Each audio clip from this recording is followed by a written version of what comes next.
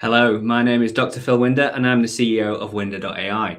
Just before we start, a little bit of housekeeping. If you have any questions about this topic and you'd like me to answer them at the end of the presentation, then please feel free to use the chat functionality in the platform of your choice. Of course, if you have any further questions about AI in general, then please feel free to reach out to us at Winder.AI. This presentation is all about the idea of provenance and lineage, and I'm going to focus on two key areas. The first key area is I want to prove to you that provenance and lineage should exist throughout the entire ML lifecycle, not just what it's typically known for in the data, the realms of data and the realms of artifacts, of code artifacts. Already, provenance and lineage is quite strongly built into the practices in those areas, but it's not widely used throughout the entire ML lifecycle. So I'm going to try and prove to you that I think it's necessary, and I'm going to explain why. The second part of this talk, I'm going to talk about the ways in which you can apply this, ways in which you can actually do lineage and provenance. And I'm going to try and stick to a very abstract level. So I'm not talking too much about tooling specifically. I'm going to link to some stuff at the end if you're interested in finding more about that. But I'm going to talk about it at an abstract level to help me explain why I think it's important and how to do it. Okay, let's get started.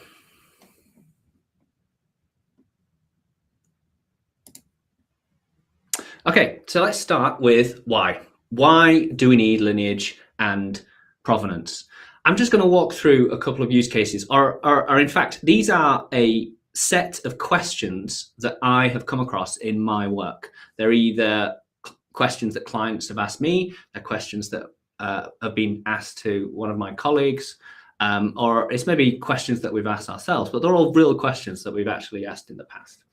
The first one is to do with the idea of poison data sets. If you have a data set that you know has some flaw in it, maybe there's an issue with the data, maybe there's an issue with the pipelines that produce that data and things like that. You want to know, the first thing you want to know is what models have been trained on that data. So for example, in any sort of WordNet or ImageNet based model, you probably want to know which models are using those data sets when it becomes obvious that some of those data sets are slightly biased, shall we say. So that's one very common question.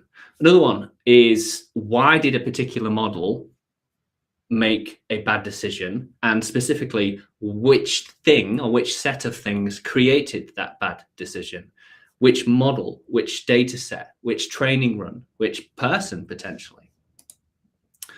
If we need to roll back because we've noticed an issue in production, can we revert to a previous thing? Can we revert to a previous data set, a previous model, a previous training run? This is something that I haven't really seen. I haven't seen it called like this, but I call them celebrity models. Celebrity models are models that are famous throughout the business for being notoriously good, and sometimes, too good.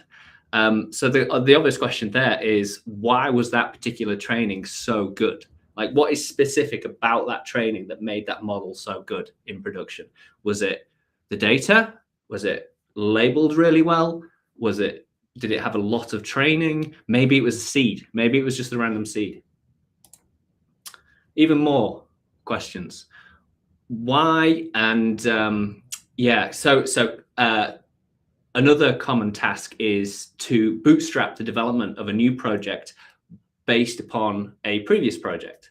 And the idea there is that if you can just leverage all of the code, all of the data, all of potentially the trained models via, some kind of incremental learning method, then that's going to speed up the development of that project. Which of the things in our business are at most risk? Which are our riskiest models in terms of whichever dimension we're interested in? What data sets are our riskiest data in terms of, how the quality of it, for example? Do we have training pipelines that are particularly risky because they take so long to train, for example? There's the inevitable audit that will come around eventually, whether it's privately, internally, or whether it's externally and it's a regulator. Can I see your insert thing here. And again, very hard to do without lineage and provenance. And last one, intelligent monitoring. So most of the time, when we see a problem in production, we look at that one thing, we figure out what the problem is with that thing, and then fix that thing. And that's okay, you know, it gets you back up and running as quickly as possible. But in machine learning, there's often lots of ties and coupling between different and disparate ML models, quite often because the data is similar, or the data is shared, or the data is of a similar domain or captured at a similar time. So if you have provenance and lineage in place, it allows you to look across the board at the rest of your models to find out what other things could also be degraded in the future. And yeah, then you can proactively fix stuff. So there's just a sort of a selection, a smorgasbord of questions that they all seem quite different, but actually at the heart, they're all about provenance and lineage. You could answer all of those questions and provide an answer to those problems if you have lineage and provenance in place. So let's move on to definitions now. Provenance and lineage. It's sometimes used interchangeably, but they are actually a little bit different. So let's define them a bit more clearly. Provenance, in the dictionary form of the definition, is the origin of something. Okay, but in machine learning and software engineering in general, we mean a combination of where did that thing come from and what is the source of truth of that thing. So in terms of data, for example, you could say that the provenance of data would be the thing that actually generated that data in the first place. But also remember that as you go through the life cycle, the provenance of something can you know, it's probably dependent on another thing. So the chain of provenances, for lack of a better word, could be quite long. Okay. And then lineage. Lineage, again, in the dictionary form of the definition, is dependence. But in machine learning, so in terms of like a family tree, for example, that's a lineage. But in machine learning and software engineering, lineage is a bit more tricky because yes, it is about dependencies and how things connect together and what things depend on other things. But the crux here is that it's dependencies over time, because things change over time, data changes over time, code changes over time, people change over time. And so we not only need to track the dependencies of our things, but also the dependencies over time. Okay, so slightly different definitions of these two things. So let's try and dig into that a little bit more and try and answer, well, how do you actually get provenance? How do you provide and find provenance? Well, provenance, like I said, is all about the source of truth. So it's basically asking a lot of questions about who, what, when, why, how, even, and all of those journalistic type questions. The only way to provide you with the information to answer those questions is via metadata. So metadata about who ran a pipeline, metadata about what is this data, what is its class, where did it come from, when did it originate, why is it there, what is it used for, so on and so on. All of this metadata has to be generated at the time when the thing is created. So there's a real burden here on the person that's creating this thing to make sure that all of the metadata is present so that in the future you can ask questions about those things. For lineage, like I mentioned earlier, dependencies over time, it's a little bit more tricky. So the dependency graph is a really good way of visualizing and defining the dependencies of your thing that you're currently working on, and that's grand. But unfortunately, like I said, that graph changes over time. So we need some way of tracking those changes over time. And the most common way of doing that in an engineering discipline is via versioning. Okay. We'll dig into the details of all of these yellow boxes in just a moment. But I just wanted to highlight that I think that these are the three key things that you need in order to achieve provenance and lineage. And I've obviously diluted it down, distilled it down, sorry, wrong word, not diluted, distilled it down into 3 sort of high-level actionable implementation details here. But you could probably argue that there are others as well. So let's talk about dependencies for a moment. And in one of my previous presentations, when I was talking about GitOps, you can, I've got a blog post coming out shortly about this that goes into a bit more detail. But in that presentation, I talked about the dependency graph of a typical ML application. It goes all the way from application back to the code that built it. I won't go through that again in detail because I've already talked about that a lot. But what I'm going to do is point out some areas where we need to provide all of these various things. So this is a dependency graph, and each of these boxes, something is happening. Maybe something is being declared, or maybe it's an automation or a process that runs on those declared things. In each of those boxes, you can provide metadata. So for example, metadata about the environment might include the languages used in that environment. It's a Python environment, for example. The version of that language is Python 3.9, for example.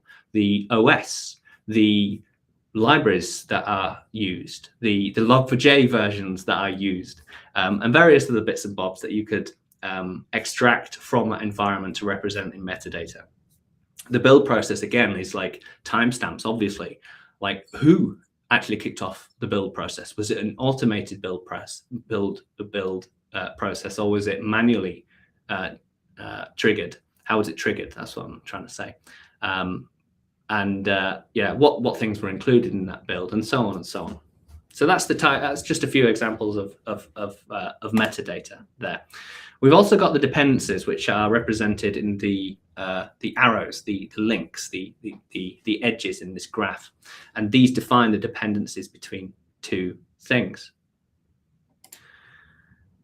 And then we've got the versions. Oh, my screen's frozen. I'll have to use that one. There we go. And then we've got the versions. And again, each of these boxes could be versioned. The data could be versioned, the code could be versioned, the model weights could be versioned. All of these things need to be versioned so that we can regenerate a dependency graph at a particular point in time. So one of the, I said earlier that you could sort of argue about these 3 distinct types here.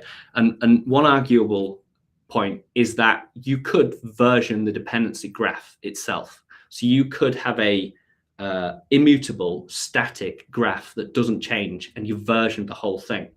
Unfortunately, I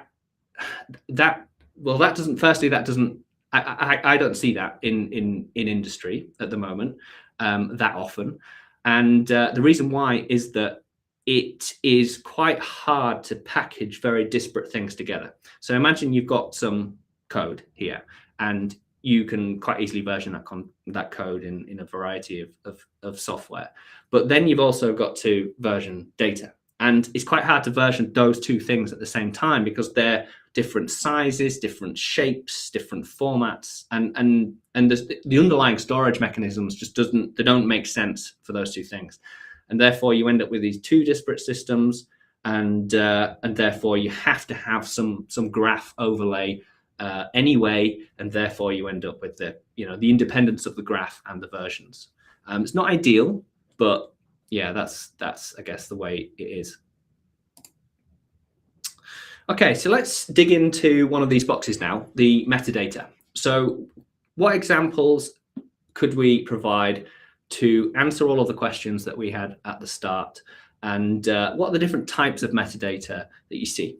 Well, one of the biggest problems and challenges in any project when trying to come up with some metadata definition and generally how to move that metadata around and store it is, what metadata do we choose? And people get really hung up on very fixed definitions, very fixed requirements for their engineers to implement, in terms of you must implement this metadata schema.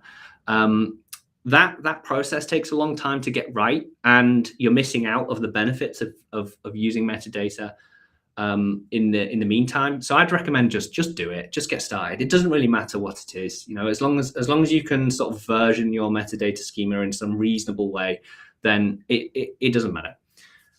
In terms of the types of metadata, though, again, I've attempted to abstract it out into these 4 different types of context.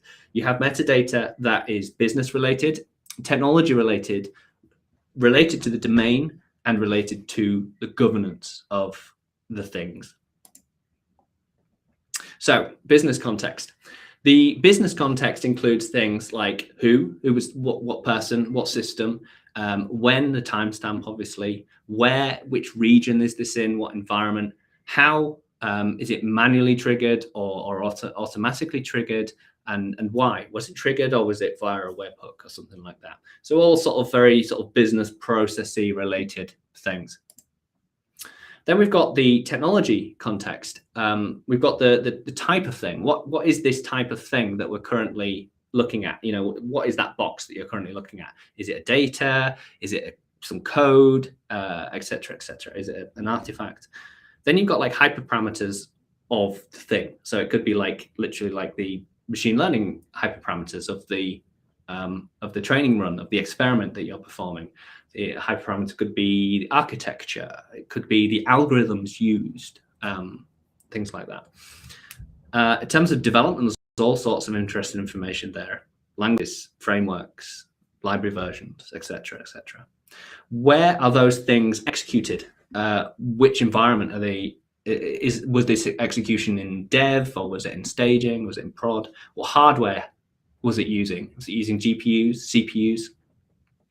And then you can also attach some condition monitoring related metadata about the thing. So, for example, the build time or the training time, the inference time, things like that. All sorts of really useful information there. And there's possibly some overlap there with the monitoring solution as well.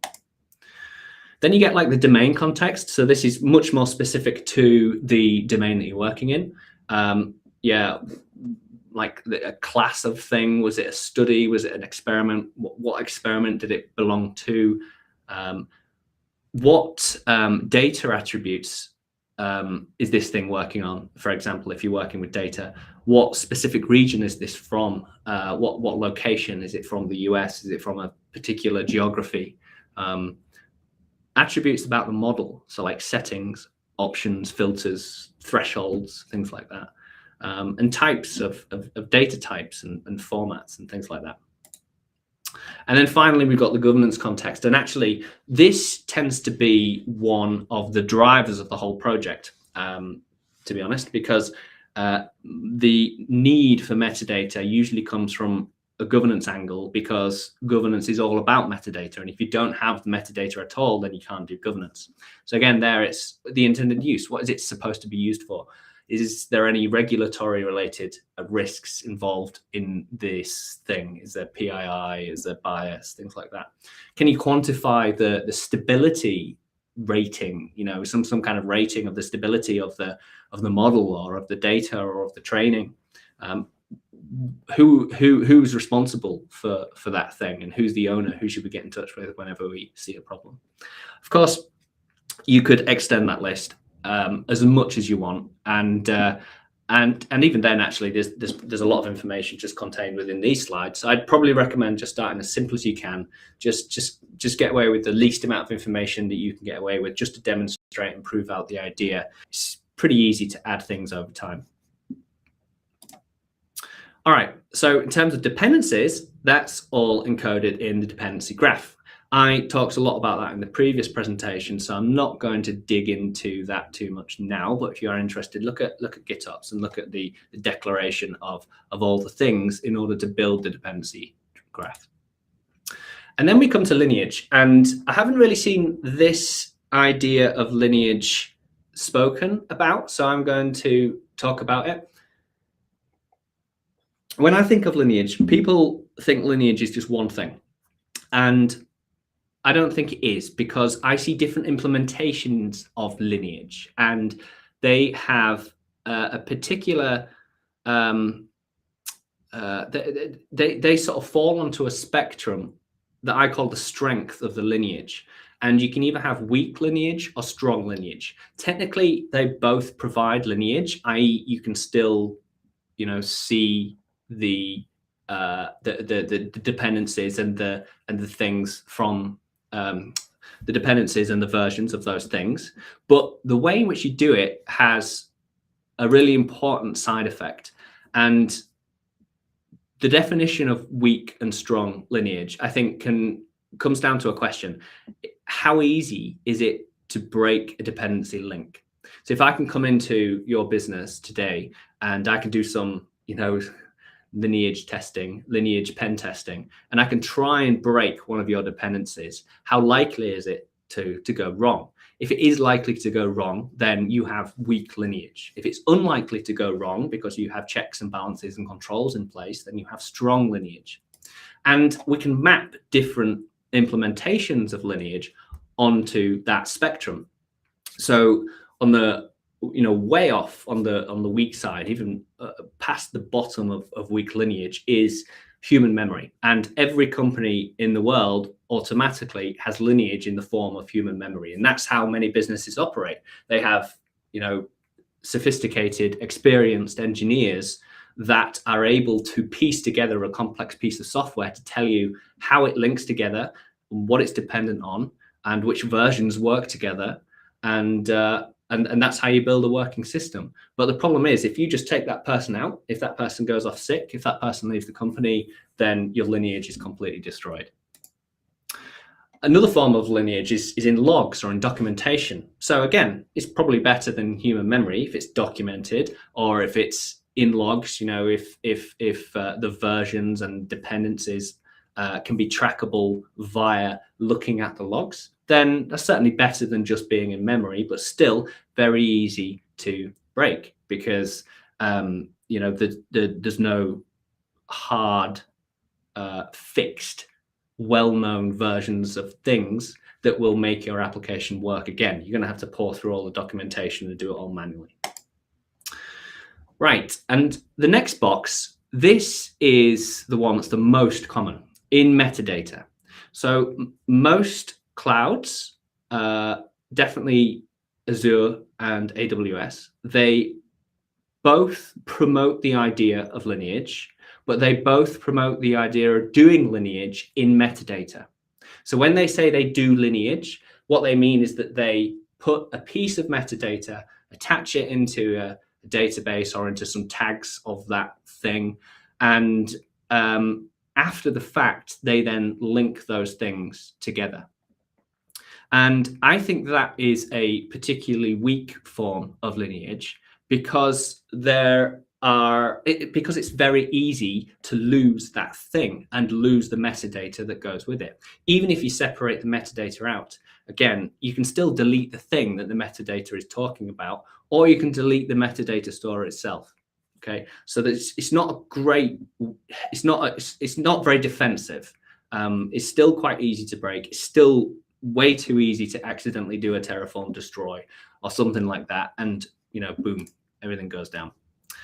So then the next sort of level of lineage is in pointers. And what I mean by here, I'm being intentionally abstract here because obviously there's lots of different vendors, lots of different technologies.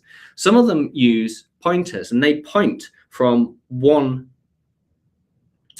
version effectively to another version, or one dependency to another dependency. The beauty about those pointers is that they are direct links to the next thing. So it becomes quite easy for a piece of software to walk through that dependency chain and affirm and assert that those things exist and they are okay. So very similar to the metadata if you think of a pointer to a file and metadata, but specifically if you contain it within pointers, it gives you a bit of extra strength there. Next up is in a chain. So this is a bit like a pointer, but the difference with a chain is that if you break or cut one of the links in a chain, it breaks everything else. And so Git would be a great example of this. Pachyderm would be a great example of this. It's where if you destroy accidentally one small chunk, one small part of the, in the middle of the chain, everything else subsequently breaks. And therefore it's really obvious when things break. And that means that it's actually much harder to make them break in the first place. And finally, and this is kind of I don't think this exists yet, but I think that this is probably the strongest of all the lineage, is if you could have a chain that is immutable and verifiable. So the Git-like chains are verifiable in the sense that you can go back and check them all, but they are still ultimately immutable. You can go into a Git repository and start rewriting history, for example. To have the strongest form of lineage, it needs to be immutable, properly immutable. And so here I'm thinking of some kind of blockchain-like technology that provides lineage where it's impossible to actually change an earlier part of that chain, and therefore, and it's verifiable, and therefore you can't break that lineage. Okay, that's the first time I've talked about that, so hopefully it makes sense. I'll probably write a blog post on it in the future. Okay, I'm running out of time, unfortunately. I've got 5 minutes left, so I'm just going to blast through the rest of these now. Next, we need to talk about versioning, okay? And specifically, the question comes down to a very simple one. It comes down to, can you diff your thing? Can you diff your code? Can you diff your data? If you can do that, then you are doing versioning properly. Because one of the major issues, again, which this is promoted by some of the large vendors, I'm skipping ahead myself. So if you can diff your thing, then again, when you accidentally break one of those chains, then it breaks all of the subsequent chains after it. This is the basic premise of Git, of version control data. And that's good because it means it's very obvious that things have broken, and therefore it's observable, and therefore it's much easier to avoid it happening in the first place. When you don't have that chain in place, when you can't diff, you can delete things from within the middle of that version chain. And this is a major problem because most cloud vendors promote the idea of doing this. Most cloud vendors promote the idea of taking a big snapshot of your thing and dumping it into storage, and then that's it. And that is your version, and that's supposed to enable reproducibility and stuff. But unfortunately, it's just too easy to remove that thing. And also remember that the value here is not just in being able to get back to that specific point in time. The value is to see how things have changed over time. And if you're deleting stuff in the middle, then you can't do that. In terms of like actually implementing this in technology, like I said, lots of people are promoting using archives, and it's not great. You should really be using something that can diff between versions and therefore have a link between versions. Git and versioning code and subversion and all the rest of them, they're all very common and widely used. For data, it's not quite so widely used. It is an emerging sector, and in general, you have 3 types of version data stores. You have structured version data stores, and examples of that are like databases. For example, you can have streaming event change logs that provide you with a big chain of changes. So you could call that like a form of versioning. You have unstructured data, where these tend to attempt to chunk the data into tiny blobs and then see how those tiny blobs change over time. So yeah, Pachyderm, DVC, things like that. You can actually diff to see which new files are in your repository and how those files have changed. And then you get domain-specific versioning tools as well. There are specific tools for things like geospatial data and things like that. All right, so hopefully I've persuaded you. Hopefully I've persuaded you why you need to do it, and at a high level, how you should start thinking about trying to do it. I also wanted to point you to a blog post that we wrote last year about doing this with an end-to-end deployment pipeline from data through to deployment.